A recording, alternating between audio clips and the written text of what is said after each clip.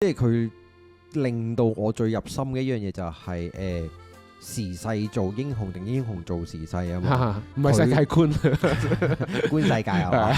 佢嘅角度，即係佢即係當日就分享，其實佢嘅觀念啦，就係一個時勢做英雄嘅。